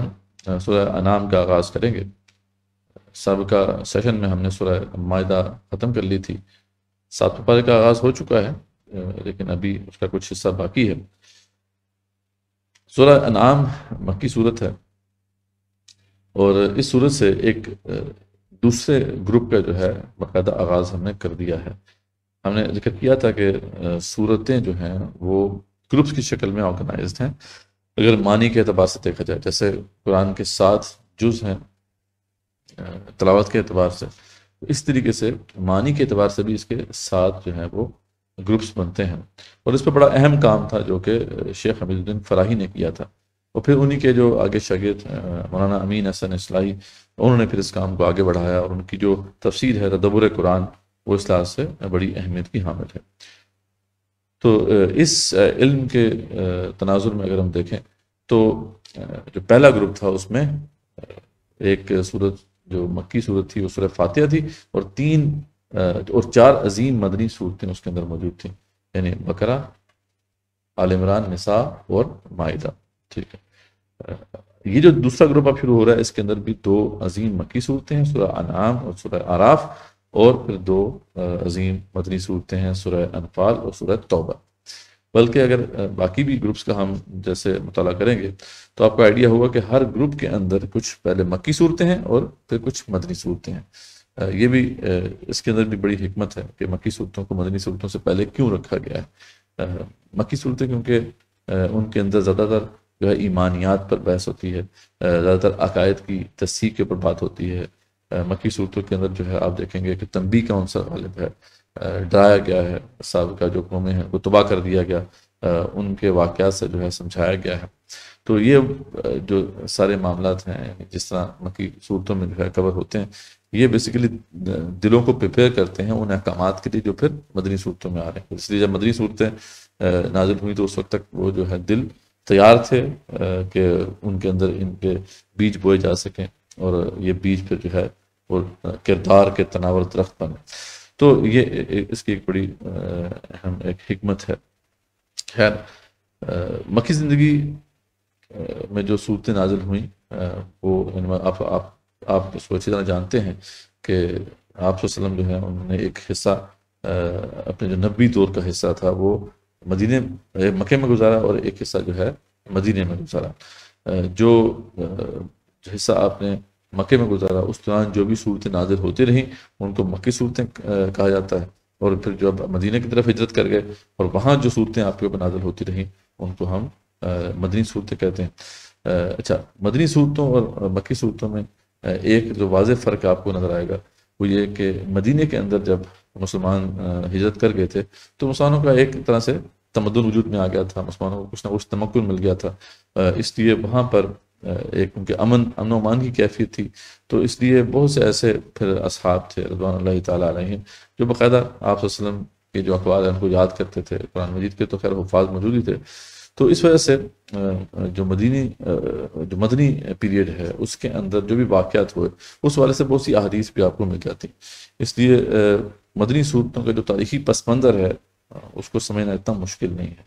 لیکن اس کے برعکس مکی جو زندگی تھی وہاں پہ آپ کو پتا ہے کہ ہر وقت جو ہے وہ خطرات منڈلا رہے تھے، خوف و ہراس کا عالم تھا. تو وہاں پہ اس طریقے سے روایات موجود نہیں ہیں. اس لیے ہمیں اندرونی شاتوں کے اوپر جو ہے رلائے کرنا پڑتا ہے. مدنی صورتوں کے اندر بھی آپ کو اندرونی شاتیں واضح طور پہ نظر آتی ہیں، لیکن پھر وہ روایات بھی ہیں جن کے ذریعے سے ہمیں پتہ چل جاتا ہے کہ یہ جو صورت ہے یہ کس کانٹیکسٹ میں نازل ہوئی. جبکہ مکی زندگی میں جو صورتیں نازل ہوئی ہیں ان کی اندرونی شاتوں سے ہی ہمیں گیس کرنا پڑتا ہے. اس حوالے سے مولانا مودودی رحمۃ اللہ علیہ نے ایک بڑا اچھا ایک طریقہ ہمیں بتایا کہ کس طریقے سے آپ صورتوں کا جو پس منظر سمجھ سکتے ہیں. انہوں نے مکی زندگی کو 4 ادوار میں جو ہے تقسیم کیا. وہ کہتے ہیں کہ جو آپ سے کی مکی زندگی تھی اس کا پہلا دور وہ تھا جو آغاز بعثت سے لے کر اعلان نبوت تک کا زمانہ ہے. یہ 3 سال بنتے ہیں، یعنی 1 نبی سے لے کے 3 نبی تک کا زمانہ. پھر دوسرا دور وہ ہے جو اعلان نبوت سے ظلم و ستم کے آغاز تک کا زمانہ ہے، جب آپ صلی اللہ علیہ وسلم نے جو ہے اپنی بات کو اعلانیہ پیش کرنا شروع کیا اور نبوت کا اعلان کر دیا. اس کے بعد سے جو ظلم و ستم بڑھتا گیا تو یہ تقریباً 2 سال بنتے ہیں، یعنی 3 نبی سے لے کے 5 نبی تک کا زمانہ. پھر تیسرا دور وہ ہے جو جب ظلم و ستم کا آغاز ہو گیا تھا اس کے بعد سے لے کے ابو طالب و حضرت خدیجہ حضرت عنہا کی وفات تک کا زمانہ ہے، جب مخالفت بہت شدت اختیار کر گئی تھی. اور یہ وہ زمانہ تھا جب ابو طالب کی جو پروٹیکشن تھی وہ آپ کے اوپر سے ہٹ گئی تھی، اور آپ کی جو شریکہ حیات جو شروع سے آپ کے ساتھ تھیں حضرت خدیجہ حضرت عنہا وہ دنیا سے جا چکی تھیں. اس لیے آپ کے لیے مشکلات جو ہیں وہ بہت بڑھ گئی تھیں. تو یہ وہ زمانہ ہے جسے تیسرا ہم دور کہہ سکتے ہیں. 5 سے 10 نبی تک کا یہ زمانہ ہے. اس کے بعد پھر چوتھا دور وہ ہے جو 10 نبی سے لے کے 13 نبی تک کے زمانے پر محیط ہے، اور یہ جو ہے آپ کے لیے سختیوں اور مشکلات کی انتہا ہو گئی تھی اس دور کے اندر. یہی وہ دور ہے جس کے اندر طائف کا واقعہ پیش آیا، جس کے اندر آپ صلی اللہ علیہ وسلم جو ہے وہ لہو لہان ہوئے، جو بھی اوباش تھے ان کے پتھراؤں کی وجہ سے. اور اس کے ساتھ ہی جب مشکلات اپنی انتہا کو پہنچ گئی تھی تو آپ کو یثرب سے ایک امید کی کرن نظر آ گئی تھی. تو یہ وہ چوتھا دور بنتا ہے. تو اب ہمارے لیے آسان ہو جائے گا کہ ہم دیکھ سکیں کہ جو بھی صورتیں ہم مکی صورتیں دیکھیں گے تو ہم دیکھ لیں گے اندرونی شہادتوں کی روشنی میں کہ ان کا تعلق جو ہے وہ کس دور سے ہے. تو ہمیں اس طرح پس منظر بھی واضح ہو جائے گا. اب ہم آتے ہیں سورہ انعام کی طرف. تو سورہ انعام جو ہے یہ مکی صورت ہے. ابن عباس حضرتوں سے ایک حدیث موجود ہے جس میں ایک روایت موجود ہے جس میں انہوں نے واضح کیا ہے کہ یہ صورت پوری کی پوری مکے میں نازل ہوئی. پھر ایک اور واقعہ بھی ہے. یہ اسماء بنت یزید حضرت عنہا ایک بڑی عظیم صحابیہ ہیں. انہوں نے اپنی آنکھوں سے وہ منظر دیکھا تھا کہ جب یہ صورت نازل ہو رہی تھی آپ صلی اللہ علیہ وسلم اس وقت اونٹنی پر بیٹھے ہوئے تھے، اور جو بوجھ تھا اس وحی کا اس کی وجہ سے اونٹنی کی جو ہڈیاں ہیں ان کی چٹکنے کی آواز آ رہی تھی، یعنی اس کی بوجھ سے جو ایسا لگ رہا تھا جیسے وہ بس ٹوٹنے والی ہے. تو یہ جو صحابیاں ہیں یہ انصار میں سے تھیں، اور این ممکن ہے کہ یہ یعنی مکی زندگی کے آخری دور میں کہیں پہ جو ہے یہ مسلمان ہوئی ہوں، یعنی اس وقت تک بیعت عقبہ اولیٰ ہو چکی تھی. تو این ممکن ہے کہ یہ ان میں شامل ہوں. تو اس لیے بھی ہمیں واضح اشارہ ملتا ہے کہ یہ جو صورت ہے یہ تقریباً آخری دور سے اس کا تعلق ہے، یعنی 10 سے 13 نبی تک کا زمانہ جو ہے اس میں یہ نازل ہوئی. جب پھر اندرونی شہادتیں بھی اس کی تائید کرتی ہیں. تو اگر یہ بات درست ہے، اگر یہ کنکلوژن درست ہے، تو پھر وہ پس منظر کیا تھا کہ 12 سال گزر چکے تھے، ظلم و ستم کی انتہا ہو چکی تھی، ہجرت حبشہ بھی واقع ہو چکی تھی اس وقت تک. جب ابو طالب و حضرت خدیجہ رضی اللہ عنہا جو دونوں دنیا سے جا چکے تھے اور آپ کو کسی کی حمایت بھی اب حاصل نہیں تھی. اس کے باوجود آپ صلی اللہ علیہ وسلم کی دعوت مسلسل جاری تھی. آپ لوگوں کو سمجھا رہے تھے. یثرب سے امید ہی کرن نظر آ چکی تھی، اور عقبہ کی جو پہلی بیعت ہے وہ ہو چکی تھی. اس وجہ سے مدینہ میں اسلام بھی پھیلنا شروع ہو گیا تھا. اب ان مخصوص حالات میں یہ صورت نازل ہوتی ہے، اور پھر اس میں مندرجہ ذیل مضامین جو ہے وہ آئیں گے کہ اس میں ایک تو مضمون جو بہت بڑا مضمون ہے شرک کا ابطال اور توحید کا اثبات، وہ آپ کو بڑی تفصیل سے اس میں ملے گا. پھر ایمان بالآخرت کی طرف دعوت ہے، اور تیسرا مضمون ہے توہمات جاہلیت کی تردید ہے، جو بار بار یہاں پہ آپ کو اس کا ذکر ملے گا۔ پھر بڑے بڑے اخلاقی اصولوں کی تلقین ہے، کیونکہ اس وقت تک شریعت کا ڈھانچہ اس طریقے سے واضح تو نہیں ہوا تھا، یہ تو پھر مدینہ میں جب آپ ہجرت ہوئی ہے اس کے بعد وہ شریعت اسلامیہ جو ہے اس کی تفصیلات کھلنا شروع ہوئیں۔ اس سے پہلے مکی زندگی میں بڑے بڑے اخلاقی اصول جو ہیں ان کی تلقین آپ کو ملتی ہے، تو وہ اس صورت میں آپ کو ملیں گے۔ پھر نبی صلی اللہ علیہ وسلم اور اہل ایمان کی دعوت پر جو اٹھنے والے اعتراضات ہیں ان کے جوابات دیے گئے ہیں، یہ بڑا ایک اہم مضمون ہے۔ اس طرح دعوت کے جو نتائج نہیں نکل رہے تھے، رسول اکرم صلی اللہ علیہ وسلم جو محنت کر رہے تھے اور صحابہ کرام رضوان اللہ تعالیٰ علیہم جو محنت کر رہے تھے، ان کے نتائج نہیں نکل رہے تھے ان محنتوں کے، ان سٹرگلز کے، تو اس پہ جو ہے وہ دل برداشتہ ہو رہے تھے، فرسٹریشن ہو رہی تھی ان کو، تو اللہ تعالیٰ نے ان کو تسلی دی ہے اور اس والے سے گائیڈنس دی ہے کہ کیسے تمہیں یہ کام آگے لے کے چلنا ہے۔ اور پھر منکرین اور مخالفین کو تنبیہ بھی کی گئی ہے۔ تو یہ بڑے بڑے مضامین جو ہے اس صورت میں کور ہوں گے۔ اگر آپ مکی جو صورتیں ہیں ان کا اگر جائزہ لیں تو مور اور لیس یہی جو ٹاپکس ہیں وہ مکی صورتوں میں آپ کو ملیں گے۔ اس میں ایک چیز ایڈ کر لیں کہ جو سابقہ قومیں تباہ کر دی گئیں ان کے واقعات بھی آپ کو مکی صورتوں میں کثرت سے ملتے ہیں، اور ان واقعات کے ذریعے سے انبیاء رسول اللہ علیہ وسلم کی جو سٹرگل ہے اس کو بھی اللہ تعالیٰ واضح کرتے ہیں، اور ایک طرح سے یہ تنبیہ بھی ہو جاتی ہے، ایک ڈراوا ہے ان مشرکین کے لیے، ان مخالفین کے لیے جو حق کو قبول نہیں کر رہے۔ تو یہ اب ہم نے ایک بیک گراؤنڈ آپ کے سامنے رکھ دیا ہے، اب ہم باقاعدہ جو ہے سورہ انعام کا آغاز کریں گے۔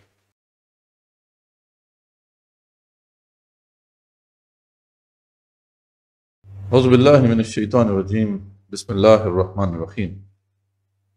الحمد للہ الذی خلق السماوات والارض وجعل الظلمات والنور ثم الذین کفروا بربہم یعدلون۔ صدق اللہ العظیم۔ اب ہم سورہ انعام کا باقاعدہ آغاز کر رہے ہیں، اور اس خوبصورت آیت سے اس کا آغاز ہوتا ہے۔ یہ جو مقام ہے آیت نمبر 1 سے لے کے 39 تک، یعنی 1 to 39 تک کا یہ جو مقام ہے، اس میں کفار کے اعتراضات کا جواب دیا گیا ہے، ان کو ان کی جو ہٹ دھرمی ہے اس پہ تنبیہ کی گئی ہے، اور رسول اکرم صلی اللہ علیہ وسلم کو نصیحت کی گئی ہے، ایک بڑی اہم نصیحت جو ہے ان کو کی گئی ہے۔ تو اس کا آغاز یہاں سے ہوتا ہے، اللہ فرماتے ہیں کہ الحمدللہ الذی خلق السماوات والارض وجعل الظلمات والنور۔ تمام حمد، تمام شکر اس اللہ کا ہی ہے کہ جس نے زمین و آسمان کو تخلیق کیا اور جس نے اندھیرے اور نور بنایا۔ یہ قرآن مجید میں یہاں پہ بھی آپ دیکھیں گے کہ یہ موازنہ ہوتا ہے، تو ظلمات کا ذکر ہوتا ہے اور نور کا ذکر ہوتا ہے، یعنی اندھیرے کئی ہیں، نور ایک ہی ہے۔ حق جو ہے وہ ایک ہی ہوتا ہے، حق تنہا ہوتا ہے، ٹھیک ہے، لیکن جو باطل کے شیڈز ہیں وہ بہت سے ہوتے ہیں، ٹھیک۔ تو یہ بار بار جو ہے اسی طرح اللہ تعالیٰ اس کو ریفر کرتے ہیں۔ تو رحمت جنہوں نے یہ اللہ تعالیٰ نے ہی ظلمات بنائے ہیں، اور اللہ تعالیٰ نے ہی نور جو ہے اس کو تشکیل دیا ہے۔ ثم الذین کفروا بربہم یعدلون، لیکن پھر بھی جو کافر ہیں وہ رب کے ساتھ شریک ٹھہراتے ہیں۔ تو یہ اس آیت سے اس کا آغاز ہوتا ہے۔ پھر اللہ فرماتے ہیں کہ اسی نے تمہیں مٹی سے پیدا کیا اور موت کا وقت بھی مقرر کیا۔ اسی طرح ایک اور وقت قیامت کا طے شدہ ہے، پھر بھی لوگ شک کر رہے ہیں، ٹھیک ہے۔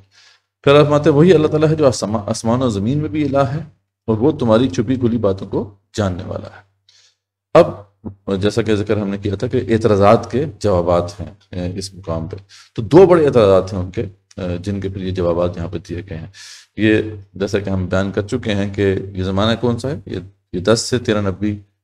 تک کے دور پہ محیط یہ زمانہ ہے جس میں آپ صلی اللہ علیہ وسلم کے لیے بڑی مشکلات تھیں۔ تو اس والے سے ایک بڑا سخت پروپیگنڈا انہوں نے شروع کیا ہوا تھا مشرکین نے، اور اس پروپیگنڈے کے پیچھے یہود بھی تھے، کیونکہ مشرکین کے جو سردار تھے یہ بیسیکلی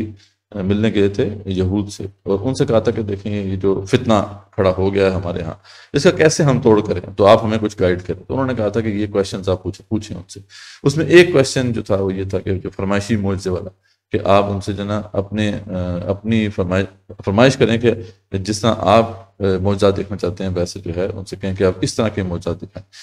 تو اس طرح کا ایک اعتراض جو ہے وہ انہوں نے پکڑا ہوا تھا، اور بار بار آپ سے وہ تنگ کرتے۔ تو ایک یہ اعتراض، اور دوسرا اعتراض جس کو وہ بار بار جو ہے وہ چھیڑتے تھے وہ یہ تھے کہ کوئی فرشتہ کیوں نہیں نازل ہوا، اگر یہ آپ پر نازل ہونے والا کلام ہے وہ اللہ کی طرف سے ہے تو پھر وہ فرشتہ نازل ہونا چاہیے، تو پھر ہم مانیں نا، آپ تو ہمارے جیسے انسان ہیں، ہمارے جیسے بشر جو ہے، ہم اپنے جیسے بشر کی بات کیوں مانیں؟ تو پہلا جو بڑا اعتراض تھا، جو کہ جیسے میں نے ذکر کیا کہ بہت بڑا پروپیگنڈا چل رہا تھا اس کے پیچھے، تو اس کا جواب دیا گیا، اور وہ یہ کہا تھا کہ آپ اسلم فرمائشی معجزہ کیوں نہیں دکھاتے؟ تو اللہ کا جواب آیا کہ پچھلی قوموں کو بھی معجزہ دکھایا گیا، لیکن وہ نہیں مانی اور ہلاک ہوئی، یعنی فرمائشی معجزات بھی اللہ تعالیٰ نے دکھائے۔ یہ اس کا ذکر سورہ اسراء میں آ جائے گا کہ قوم سمود ایسی قوم ہے جس کو باقاعدہ فرمائشی معجزہ دکھایا گیا، یعنی جو ان کے جو رسول تھے صالح علیہ السلام، انہوں نے اللہ کے حکم سے ان سے پوچھا بھئی کس قسم کا تم معجزہ دیکھنا چاہتے ہو، اور پھر قوم نے یکزبان ہو کر مل کر یہ بات کہی کہ ہمیں اس طرح کا معجزہ دیکھنا ہے کہ سامنے سے جو پہاڑ ہے پھٹے، اس میں سے اونٹنی نکلے اور پھر آتے ساتھ ہی وہ بچہ دے، تو ایسے ہی معجزہ پھر دکھایا گیا، لیکن پھر بھی اس کے بعد وہ نہیں مانے، یعنی ان میں سے اکثر جو ہیں وہ کفر پہ ہی رہے۔ تو اللہ فرماتے ہیں کہ پچھلی قوموں کو بھی معجزہ دکھایا گیا لیکن وہ نہیں مانے اور ہلاک ہوئیں۔ تو اللہ فرماتے ہیں کہ ان کو بھی قرآن بطور معجزے کے تو دکھایا جا چکا ہے، اس لیے نہیں مانیں گے تو ہلاک ہوں گے۔ اب معجزہ دکھایا جو معجزہ دکھانا تھا اللہ تعالیٰ نے وہ دکھا دیا ہے، ان کی فرمائش کے مطابق معجزہ نہیں دکھائیں گے اللہ تعالیٰ، یہ اللہ تعالیٰ کا پکا فیصلہ ہے۔ اس لیے اللہ تعالیٰ سمجھا رہے ہیں اپنے حبیب کو کہ اے رسول صلی اللہ علیہ وسلم، ہم کوئی کاغذ کا ٹکڑا بھی نازل کر دیتے اور یہ اس کو ہاتھ سے چھو بھی دیتے تب بھی نہ مانتے، یعنی جنہوں نے نہیں ماننا انہوں نے نہیں ماننا، یعنی آپ کہہ تو رہے ہیں، کیونکہ اس وقت تک آپ اسلام کے دل میں بھی یہ خواہش پیدا ہو گئی تھی، اس کا بڑا واضح اشارہ ابھی آگے آ جائے گا کہ آپ کے دل میں یہ خواہش تھی کہ اللہ تعالیٰ ایسا معجزہ پہ دکھائی دے تاکہ پھر بہت سے لوگ، آپ سے کو اپنی ذات کے لیے نہیں چاہیے تھے، آپ تو آپ کی جو آپ حریص کس بات پہ تھے کہ زیادہ سے زیادہ لوگ جو ہیں وہ اسلام میں آ جائیں، زیادہ سے زیادہ لوگ جو ہیں وہ جہنم کی آگ سے بچ جائیں، دائمی جو عذاب ہے اس سے بچ جائیں۔ تو ان کے دل میں خواہش پیدا ہو رہی تھی کہ اللہ تعالیٰ اس طرح کا معجزہ دکھائی دے تاکہ اس سے پھر بہت سے لوگوں کو فائدہ ہو جائے گا۔ تو اللہ تعالیٰ یہاں پہ سمجھا رہے ہیں اپنے حبیب کو کہ رسول اللہ صلی اللہ علیہ وسلم دیکھیں، سمجھیں اس مسئلے کو کیا ہے کہ جس طرح کا معجزہ چاہ رہے ہیں ویسا دکھا بھی دیا جائے نا، تب بھی انہوں نے ماننا نہیں، ٹھیک ہے، کیونکہ جو ماننا چاہتا ہے اس کے لیے قرآن بطور معجزے کے کافی، ٹھیک۔ یہ تو ایک جو اعتراض تھا اس کا جواب دیا گیا۔ دوسرا اعتراض کہ کوئی فرشتہ کیوں نہیں بھیجا گیا، ٹھیک ہے، اب اس کا بھی جواب، حالانکہ یہ تو بڑا ایک بودا قسم کا اعتراض ہے، تو اس کا جواب اللہ تعالیٰ دیتے ہیں کہ ہم فرشتہ ایسے نہیں بھیجتے۔ اول تو بات ہے کہ جب فرشتہ بھیجا جاتا ہے نا تو پھر کام چکا دیا جاتا ہے، تو فرشتوں کو اللہ تعالیٰ ایسے نہیں بھیجتے، اللہ تعالیٰ کی سنت نہیں ہے یہ۔ اور بالفرض اگر اللہ فرشتہ بھیج بھی دیں تو اللہ فرماتے ہیں اگر بھیج بھی دیتے تو اسے انسانی شکل میں بھیجنا تھا، انسانوں کو اگر کلام کرنا ہے انسانوں سے تو اس کو انسانی شکل میں بھیجنا تھا نا، کیونکہ اصل اس کی جو حیت ہے اس کو دیکھ کر تو پھر شاید ہی کوئی وہاں پہ ٹکا رہ جائے۔ وہ تو رسول اکرم صلی اللہ علیہ وسلم کے ساتھ جو آپ کو پتا ہے کہ ایکسپیرینس ہوا آپ کو کہ جب آپ نے جبرائیل علیہ السلام کو ان کی ایسے شکل میں دیکھا تو کیا ہوا تھا، ایک کپوی داری ہو گئی تھی ان کے اوپر، اتنا بڑا ان کا وجود تھا کہ زمین وہ پورا آسمان کے اوپر محیط تھے وہ، تو یعنی کوئی معمولی بات تھوڑی ہے فرشتہ جو ہے وہ سامنے آ کے بات کرے ان سے۔ تو اللہ فرماتے ہیں کہ اگر ان کو بھیجتے تو انسانی شکل میں بھیجتے، اچھا جب انسانی شکل میں بھیج دیتے تو پھر ان کو وہی اشکال لاحق ہوتا جو ابھی ہے، تو اس لیے یہ اعتراض بنتا نہیں۔ تو اس پہ اللہ تعالیٰ فرماتے ہیں اس لیے ان اعتراضات کی پرواہ کیے بغیر آپ ان کو آخرت کا خوف دلائیں اور یہ بتائیں کہ سب ملکیت اللہ کے پاس ہے، وہ الگ بات ہے کہ جس نے نہیں ماننا وہ نہیں مانے گا۔ اس لیے ان اعتراضات کی پرواہ کیے بغیر اللہ فرما رہے ہیں کہ آپ ان کو آخرت کا خوف دلائیں، ان کو ڈرائیں اور یہ بتائیں کہ یہ سب ملکیت اللہ کے پاس ہے، اللہ چاہے تو اس طرح کے معجزات بھی دکھا سکتا ہے، اللہ جو چاہے کر سکتا ہے، لیکن اللہ فرماتے ہیں وہ الگ بات ہے کہ جس نے نہیں ماننا وہ نہیں مانا،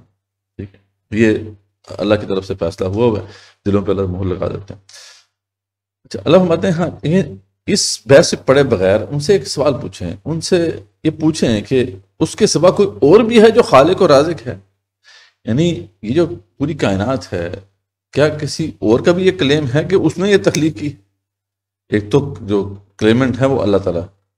ٹھیک، لیکن اس کی پھر دلیل بھی ہے اللہ کے پاس، اللہ تعالیٰ بتا بھی رہے ہیں کہ کیسے اللہ تعالیٰ نے تخلیق کیا ہے اور معجزہ بھی دکھا رہے ہیں، اپنی حتمی دلیل بھی پیش کر رہے ہیں۔ اللہ فرماتے ہیں ان سے پوچھیں، اور یہ بڑا ایک اچھا طریقہ ہوتا ہے کہ جب ایک بحث کے اندر ہم پڑے ہوتے ہیں اور ایک بندہ سننے کو نہیں دے رہا تو بہتر ہوتا ہے کہ تھوڑا سا اس کو بحث سے نکالا جائے اور کسی اور طرف اس کی جو ہے اس کا دھیان جو ہے مبذول کرایا جائے تاکہ ذرا دوبارہ اس بات کو سمجھنے کے وہ قابل ہو سکے. تو ان سے ذرا اس بحث سے نکلیں، ان سے ذرا پوچھیں کہ اس کے سوا کوئی اور بھی ہے جو خالق اور رازق ہے کہ میں اس کو اپنا معبود بناؤں؟ مطلب تم کیا، اچھا تمہارا کیا فیصلہ ہے بتاؤ. تو آپ ہی جواب دیں کہ میں ایسا نہیں کر سکتا. ٹھیک ہے، ان کی مخالفت کی پرواہ نہ کریں. آپ صلی اللہ علیہ وسلم کو انسٹرکشنز ہیں، یہ آپ کا کچھ بھی بگاڑ نہیں سکتے. پھر آگے ذکر ہے کہ رسول اللہ علیہ وسلم کی صداقت پر تو اللہ اور اس کی کتاب گواہ کافی ہیں. ٹھیک ہے، یعنی آپ صلی اللہ علیہ وسلم کو تو پریشان نہیں ہونا چاہیے کہ آپ کی رسالت پر تو سب سے بڑا گواہ اللہ ہے، اور اس کے بعد یہ سچی کتاب جو قرآن نازل ہو گئی ہے یہ آپ کی صداقت کے اوپر گواہ کافی ہے. آپ صلی اللہ علیہ وسلم قرآن کے ذریعے سے سب کو باخبر کرتے رہیے، اپنا مشن جو ہے اس طریقے سے مسلسل جاری رکھیے. اگر وہ گواہی نہ دیں تو آپ برملا توحید کا اقرار کریں اور مشرکوں سے اعلان برات کریں. ٹھیک ہے، آپ اپنا کام بھی جاری رکھیں، وہ اگر نہیں بھی دیتے اس پر گواہی تو آپ جو ہے ان سے اعلان برات کرتے رہیں، توحید کی دعوت پیش کرتے رہیں. اہل کتاب بھی آپ کی حقانیت کو اچھی طرح پہچانتے ہیں. یعنی ایک اور بات، ایک اور خوشخبری آپ کے لیے ہے کہ جو اہل کتاب ہیں وہ بھی آپ کی حقانیت کے اوپر اچھی طرح گواہ ہیں. وہ الگ بات ہے وہ گواہی چھپاتے تھے، لیکن اللہ تعالیٰ نے فرمایا کہ یہ اس طرح پہچانتے ہیں آپ کو جیسے اپنے بچوں کو پہچانتے ہیں. تو یہ بھی آپ کے لیے جو ہے آپ کی دلجمی کے لیے ہم آپ کو بتا رہے ہیں. اچھا، پھر آپ فرماتے ہیں کہ اللہ پر جھوٹ کرنے والے اور کفر کرنے والے ظالم ہیں اور وہ ہرگز کامیاب نہ ہوں گے. کیونکہ ظاہری بات ہے وہ سچ آگے نہیں بیان کر رہے، تو اس لیے اللہ تعالیٰ نے ان کو تنبیہ فرمائی ہے. پھر آگے ذکر ہوتا ہے کہ مشرکوں سے پوچھا جائے گا کہ کہاں ہیں شریک، تو وہ اللہ کے سامنے بھی قسم کھا جائیں گے. یعنی اللہ فرماتے ہیں کہ یہ تو ایسے ضدی اور ہٹ درم ہے، یعنی آپ کی بات تو کیا انہوں نے تسلیم کرنی ہے، یہ تو ہماری بارگاہ میں آ کے اس دن روز محشر بھی آ کے قسمیں کھائیں گے کہ اللہ تعالیٰ ہم نے تو کوئی شرک نہیں کیا تھا. تو اللہ فرما رہے ہیں کہ اس لیے پریشان مت ہوں، یعنی ہم یہ ہماری بارگاہ میں بھی آ کے یعنی ایسی بات کریں گے. اور یہ بڑا عجیب مقام ہے کہ واقعی یعنی انسان حیران ہوتا ہے کہ اس وقت جب سب حقائق کھل جائیں گے اس وقت بھی کوئی بندہ ایسا کہہ سکتا ہے، جھوٹ بول سکتا ہے. لیکن بہرحال ضد اور ہٹ درمی کی کوئی لمٹ تو کوئی نہیں ہے. تو یہاں پہ یہ آیت ہے کہ اللہ ان قالوا، کہ وہاں پہ ان کا قول جو ہے اس کے ساتھ نہیں ہوگا کہ واللہ ربنا، اللہ پاک قسم ہے آپ کی، جی واللہ اللہ ہی قسم ہے، ربنا ما کننا مشرکین، مگر رب ہم تو شرک کرنے والے سے نہیں تھے، شرک کرنے والوں میں سے نہیں تھے. کیا بات ہے، مطلب واللہ ربنا ما کننا مشرکین، یعنی قسم ہے اللہ تعالیٰ کی، اے ہمارے رب ہم مشرکوں میں سے نہیں تھے. جسٹ امیجن کہ ایک بندہ کس طرح وہاں پہ بات کرے گا. نہیں لگتا ہے ایسے بات تو ساری باتیں نامہ اعمال بھی کھل جائیں گے اور فرشتے بھی سامنے حاضر ہوں گے، تو لگتا ہے پھر یہ لوگ کہیں گے یار انہوں نے بھی غلط لکھا ہے، فراڈ ہو گیا ہمارے ساتھ، بالکل یہ جھوٹ لکھا ہے ہمارے ساتھ. خیر بڑا انٹرسٹنگ اور بڑا اچھی مقام ہے. ان میں سے کچھ لوگ کان اگر سنتے تو ہیں، اللہ فرماتے ہیں، پھر ان کے دلوں پر پردے پڑ جاتے ہیں. اس لیے اب چاہے یہ ہر قسم کی نشانی یا معجزہ ہی کیوں نہ دیکھ لیں، یہ ایمان اب نہیں لائیں گے. اصل مسئلہ یہ ہے کہ دلوں پہ ہم نے مہر لگا دی. جب قرآن سن کر کہتے ہیں کہ یہ پرانے قصے ہیں، ٹھیک ہے، آپ دیکھیں گے کہ جب یہ لوگ آخرت میں اللہ کے سامنے کھڑے ہوں گے نا تو اپنے کفر پر پھر حسرت کریں گے. آج تو جو یہ باتیں کر رہے ہیں، جس طرح انہوں نے باتیں کرنی ہیں کر لیں، لیکن وہاں پھر یہ حسرت کریں گے. اسی طرح وہ یہ کہتے ہیں کہ ہم دوبارہ نہیں اٹھائے جائیں گے. کاش آپ دیکھیں جب یہ رب کے سامنے کھڑے کیے جائیں گے تو پھر یہ حسرت کریں گے. ٹھیک ہے، یعنی آخرت کا انکار کر رہے ہیں، اس قرآن کا انکار کر رہے ہیں، لیکن ایک وقت آئے گا کہ یہ حسرت کریں گے. ان سب کو سوچنا چاہیے کہ دنیا کی زندگی کھیل تماشا ہے، جبکہ آخرت کا گھر جو ہے متقین کے لیے بہتر ہے. ان کو یہ سوچنا چاہیے کہ کس لیے وہ یہ سب کچھ قربان کر رہے ہیں، سیکریفائس کیسے کر رہے ہیں. ٹھیک ہے، تو آخرت کو جو ہے دنیا کے عوض یہ بیچ رہے ہیں. یہ ان کو سمجھنا چاہیے کہ وہ کتنا گھاٹے کا سودا کر رہے ہیں. تو رسول اللہ صلی اللہ علیہ وسلم ہم جانتے ہیں کہ آپ کو ان کی باتیں غمگین کرتی ہیں. اچھا، کیونکہ اب وہ پروپیگنڈا جاری تھا کہ آپ فرمائشی مدد دکھائیں، یہ آپ ایسا کریں، یہ نخلستان ہمارے لیے ہو، ایک فرشتہ آ جائے اور اس کو ہم اس سے کلام کر سکیں، یا کتاب ہے اس کو ہاتھ سے چھو کے دیکھ لیں وغیرہ وغیرہ. اس طرح کے وہ سلسلے چل رہے تھے، بڑی لمبی ایک تکرار ہوئی چل رہی تھی. تو اللہ فرماتے ہیں کہ رسول ہم جانتے ہیں کہ آپ کو ان کی باتیں محقق کرتی، تسلی دے رہے ہیں اللہ تعالیٰ اپنے حبیب کو، رسول اللہ صلی اللہ علیہ وسلم کو. لیکن یہ دراصل آپ کو نہیں جھٹلا رہے. ذرا دیکھیں تو صحیح ہے، رسول اللہ صلی اللہ علیہ وسلم یہ آپ کو نہیں جھٹلا رہے، تو اللہ کی آیات کا انکار کر رہے ہیں. ان کو محمد بن عبداللہ سے تھوڑی مسئلہ ہے، ان کو تو محمد رسول اللہ سے مسئلہ ہے. سمجھ تو آپ پریشان مت ہوں، یہ ہمیں ہمارا انکار کر رہے ہیں. ٹھیک ہے، اس لیے آپ اپنا کام جاری رکھیں، لیکن پریشان نہ ہوں، آخر کار اللہ تعالیٰ کی مدد آ کر رہتی ہے، اللہ تعالیٰ کی مدد آئے گی انشاءاللہ، اور آپ سرخرو ہوں گے۔ لیکن اب وہ جو دل میں خواہش پیدا ہو رہی تھی، ابھی بڑا ہی ایک جو ہے مشکل مقام ہے ہمارے لیے کہ ہم اس کو کیسے آگے پریزنٹ کریں، کیونکہ اس میں اللہ رب العزت جو ہے یقیناً اپنے حبیب سے بہت محبت کرتے ہیں۔ وہ ایسے مقامات ابھی آئیں گے، آپ دیکھیں گے کہ جہاں پہ اللہ تعالیٰ نے اپنے حبیب کو بڑے پیار سے پکارا ہے، لیکن یہاں پر تھوڑی سختی کی اللہ تعالیٰ نے اپنے حبیب پر، کیونکہ ان کے دل میں بھی خواہش پیدا ہو رہی تھی رسول اللہ علیہ وسلم کے کہ فرمائشی مدعا جو کہہ رہے ہیں دکھائی دیں تو بہتر ہو جائے گا۔ تو اس پہ اللہ تعالیٰ جو ہے شاید وہ اب کچھ عرصے سے شاید دعا بھی مانگنا شروع کر دی تھی انہوں نے، واللہ عالم، لیکن پھر یہ آیت نازل ہوئی، وَإِن كَانَ كَبُرَ عَلَيْكَ إِعْرَاضُهُمْ، اے رسول اللہ علیہ وسلم اگر آپ پر ان کا جو اعراض ہے وہ گراں گزر رہا ہے، فَنِسْتَطَعْتَ، تو اگر آپ کے اندر استطاعت ہے، أَن تَبْتَغِيَ نَفَقًا فِي الْأَرْضِ أَوْ سُلَّمًا فِي السَّمَاءِ، تو یا تو آپ کسی سرنگ میں چلے جائیں یا آسمان میں سیڑھی لگا لیں، فَتَأْتِيَهُمْ بِآيَةٍ، تو لے آئیں ایک آیت، ایک نشانی، ایک معجزہ، ہم نے نہیں ایسا معجزہ دکھانا، دو ٹوک فیصلہ ہمارا یہی رہے گا۔ وَلَوْ شَاءَ اللَّهُ لَجَمَعَهُمْ عَلَى الْهُدَىٰ، اے رسول اللہ صلی اللہ علیہ وسلم آپ سمجھیں اس کے پیچھے کیا معاملہ ہے، خدائی حکمت کیا ہے۔ اللہ چاہتے تو ان کو ویسے ہی ہدایت پر لے آتے، اللہ تعالیٰ کو کسی معجزے کی حاجت ہی نہیں ہے، اللہ تو دلوں کو تبدیل کر دیتے ہیں، تو اللہ تعالیٰ اگر چاہتے تو ان کو ویسی ہدایت پر لے آتے، لیکن یہ اللہ کی مشیت نہیں ہے۔ فَلَا تَكُونَنَّ مِنَ الْجَاهِلِينَ، تو اس لیے نادانوں میں سے نہ بنی۔ آپ سمجھتے ہیں اس بات کو، سمجھیے، تو وہی مشکل مقام، وَلَا تَكُونَنَّ مِنَ الْجَاهِلِينَ کے الفاظ بڑے سخت ہیں، لیکن رب ہوتا ہے، بہرحال رب ہی ہوتا ہے۔ رسول اللہ علیہ وسلم یقیناً بعد از خدا بزرگ تو یہ قصہ مختصر، رسول اللہ علیہ وسلم جو ہیں اللہ کے بعد وہی بزرگ ہیں، لیکن اللہ کے بعد ہم تو سوچ بھی نہیں سکتے کہ اللہ کے حبیب کے ساتھ ایسی کوئی بات بھی کریں یا سوچیں بھی کہ ہم اس طرح ان سے کلام کریں گے، لیکن رب ہوتا ہے، رب اپنے بندے سے اس طرح کلام کر سکتا ہے۔ ٹھیک، اب اللہ فرماتے ہیں کہ اللہ ہمارے لیے فرمائشی معجزات کیوں نہیں دکھاتا، یعنی وہ یہ کہتے ہیں، تو اس کا جواب یہ ہے، اللہ تعالیٰ اس کی اب حکمت واضح کر رہے ہیں کہ اللہ بلا شبہ ایسے معجزات دکھا سکتے ہیں، اس پر وہ قدرت رکھتے ہیں، لیکن ایسا کر دیا جائے تو پھر انسان اور چرند پرند اور چوپایوں میں کیا فرق رہ جائے گا، کیونکہ ان کے اوپر تو اللہ تعالیٰ کی بندگی لازم ہے، وہ تو اختیار رکھتے ہی نہیں، جبکہ انسان کو تو اللہ تعالیٰ نے بااختیار مخلوق بنایا، تو اس سے تو مطالبہ یہ ہے نا کہ وہ حقیقت کا ادراک کر کے ولنگلی اللہ تعالیٰ کی بندگی کرے۔ اگر ایسا معجزہ ہم دکھا دیں اور اللہ اس پہ قادر ہے، آگے ہم دیکھیں گے سورہ شعراء میں اس کا ذکر آتا ہے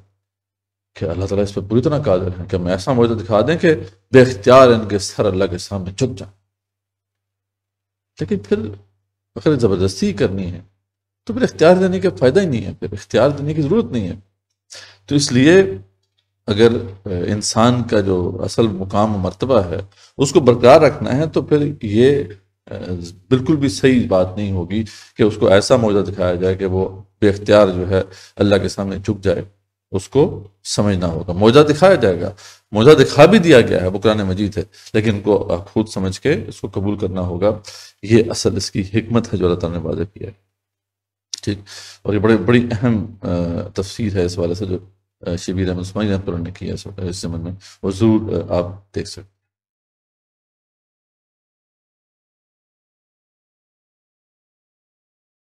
اس کے بعد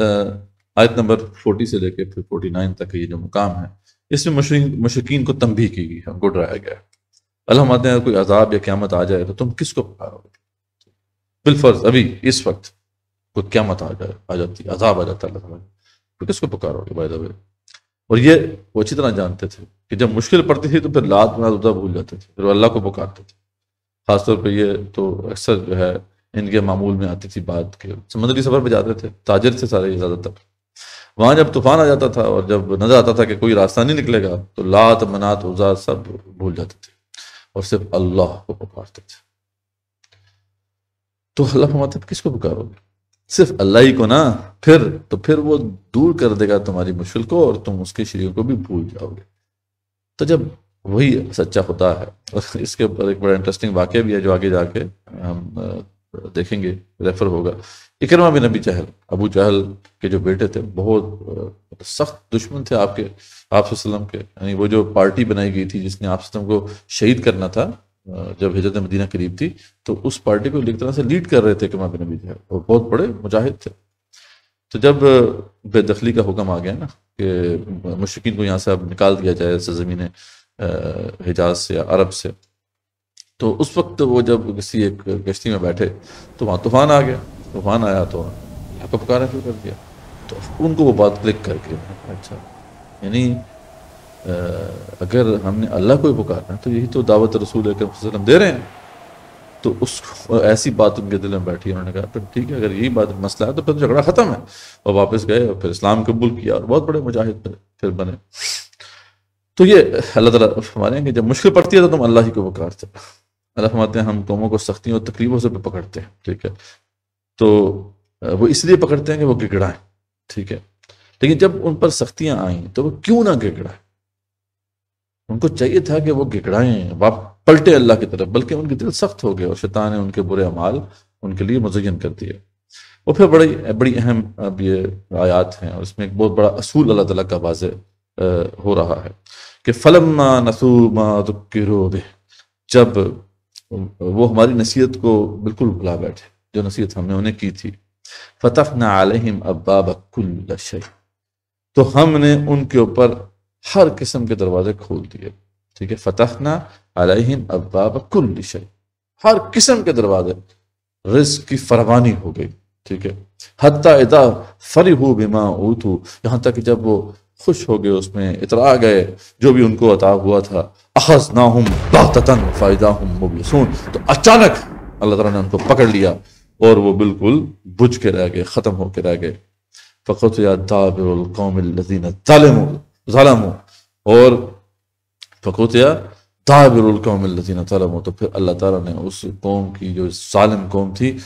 ان کی جڑ کاٹ کے رکھ دی۔ والحمدللہ رب العالمین، اور پھر آخر میں یہی بات طے ہوئی کہ تمام حمد، تمام شکر اس رب کے لیے ہی ہے جو تمام جہانوں کا پالنے والا ہے۔ یہ اللہ تعالیٰ کی وہ اسٹیٹمنٹ آف پاور ہے۔ جب سب کچھ تباہ ہو جائے گا نا، جب سورہ زمر میں اس کا نقشہ کھینچا گیا ہے، جب ہر چیز جو ہے وہ فینش ہو جائے گی یا ہر قسم کا معاملہ چکا دیا جائے گا، تو اللہ تعالیٰ کی جو پوری ڈومینین ہے اس میں جو الفاظ گونجیں گے وہ یہی ہوں گے، الحمدللہ رب العالمین۔ یا پھر جیسے سورہ سبا میں اللہ تعالیٰ فرماتے ہیں کہ الحمدللہ الذی لہ ما فی السماوات و ما فی الارض، تمام حمد، تمام شکر، یہاں اس سے سورت کا بھی آغاز اسی سے ہوا نا کہ الحمد سے شروع ہوا کہ الحمدللہ الذی لہ ما فی السماوات و ما فی الارض، اس اللہ کے لیے ہے جس کے زمین و آسمان جو ہیں اسی کے ہیں، وَلَهُ الْحَمْدُ فِي الْآخِرَةِ، اور آخرت میں بھی حمد اسی کی ہوگی۔ یہ وہ جو ہے نا آخری مسئلہ ہے، آخری معاملہ ہے جو کہ برقرار رہے گا، چاہے پوری دنیا ختم ہو جائے، پوری کائنات ختم ہو جائے، حمد، تمام کی تمام حمد، تمام کے تمام شکر اسی رب کا ہی رہے گا جو تمام جہانوں کا پالنے والا ہے۔ بہت بڑی اسٹیٹمنٹ آف پاور ہے۔ تو یہ اب بڑی اہم بات ہے کہ جب کوئی قوم جو ہے اس کو اللہ تعالیٰ نے ایک ذمہ داری دی ہو یا اس کا کوئی نہ کوئی تعلق کسی دین الہی کے ساتھ ہو اور وہ قوم اللہ کے دین کو نافذ نہ کر رہی، تو پھر اگر اس کے اعداد و شمار بہتر ہو رہے ہیں، جی ڈی پی بہتر ہو رہا ہے، اور جناب اکنامک جتنے بھی فیکٹرز ہیں وہ بہتر ہو رہے ہیں، تو پھر دیکھنا چاہیے کہ یہ کہیں یہ اصول تو اس کے اوپر لاگو نہیں ہو گیا کہ اللہ تعالیٰ پھر رزق کے دروازے کھول دیتا۔ اور آپ کو آس پاس اگر آپ دیکھیں تو بہت سی ایسی صورتیں نظر آئیں گی کہ قوموں کے کرتوت تو ٹھیک نہیں ہے، لیکن پھر بھی اللہ تعالیٰ نے رزق کی فراوانی کی ہوئی ہے، ہر طرح کے جو ہے مزے ہو رہے ہیں۔ تو اگر ایسی بات ہے تو پھر اس قوم کی اصل میں جو خاتمے کا جو ہے، اس قوم کے خاتمے کا فیصلہ ہو چکا ہے اور الٹی گنتی شروع ہو چکی ہے خاتمے کی۔ تو یہ بات اچھی طرح سمجھ لینی چاہیے، ٹھیک ہے جی۔ تو یہ اصول ہے۔ ہاں، اس سے پہلے ہم وہ بات دیکھ چکے ہیں اگر تو آپ تو جو ہے یہ جو اہل کتاب ہیں یہ قائم کرتے تورات اور انجیل کو، جو بھی ان کی طرف نازل کیا گیا ہے، تو پھر یہ اپنے اوپر سے بھی کھاتے نیچے سے بھی کھاتے، تو رزق کے دروازے کھل جاتے. ہم نے پہلے سورہ مائدہ میں اس کو دیکھا تھا. تو ان دونوں کو آپ ریلیٹ کریں، ان دونوں مقامات کو، کہ اگر تو وہ کوئی قوم جو ہے وہ قائم کر رہی ہے اللہ تعالیٰ کے احکامات کو، جو بھی اللہ کی طرف سے نازل ہوا ہے حکم، اس کو وہ اس کو وہ قائم کر رہی ہے اور اس کے اعداد و شمار بہتر ہو رہے ہیں، تو پھر تو ٹھیک ہے. لیکن اگر وہ قائم نہیں کر رہی ہے اللہ تعالیٰ کے دین کو، بلکہ اس کے برعکس کام کر رہی ہے، تو اور پھر بھی اس کے اگر اعداد و شمار بہتر ہو رہے ہیں، تو پھر اس کا مطلب ہے کہ اس کے خاتمے کا فیصلہ ہو چکا ہے. ٹھیک ہے، تو آگے چلتے ہیں. اللہ فرماتے ہیں اگر اللہ تمہاری کان اور آنکھیں چھین لے اور دلوں پہ مہر لگا لے تو ان کو لٹا سکے گا؟ اس کے سوا کوئی اور ہے جو اس کو لٹا سکتا ہے؟ ان کو نہیں. پھر آگے اللہ تعالیٰ آیت نمبر 48 میں فرماتے ہیں وَمَا نُرْسِلُ الْمُرْسَلِينَ إِلَّا مُبَشِّرِينَ وَمُنذِرِينَ، اور ہم رسولوں علیہ السلام کو بشارت دینے والا اور ڈرانے والا بنا کر ہی بھیجتے ہیں تاکہ جو ایمان لیں فمن آمن وَأَصْلَحَ، تاکہ جو بھی ایمان لے آئے اور اپنی اصلاح کر لے فلا خوف علیہم ولا هم يحزنون، اس کے اوپر کوئی خوف ہوگا نہ ہی اس پہ حزن ہوگا. تو